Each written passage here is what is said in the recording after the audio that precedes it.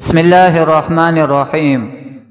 نرینہ اولاد کے لیے پہلا وظیفہ: جب حمل اڑائی ماہ کے قریب ہو اور 3 ماہ کامل نہ گزرے ہو تو صبح کی نماز کے بعد باوضو حالت میں پہلے درود شریف پڑھے اور پھر سورہ فاتحہ اور پھر سورہ بقرہ الف لام میم ذالک الکتاب لا ریب فیہ تک پڑھے، اور نئی مٹی کے ابخورہ میں پانی لے کر اس پر دم کر کے حاملہ عورت کو پلا دے۔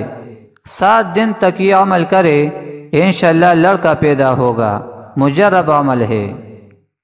نرینہ اولاد کے لیے دوسرا وظیفہ: حمل کے پہلے مہینہ میں اگر عورت کی داہنی پسلی پر سورہ اعلیٰ لکھ دے تو انشاءاللہ اولاد نرینہ پیدا ہوگی۔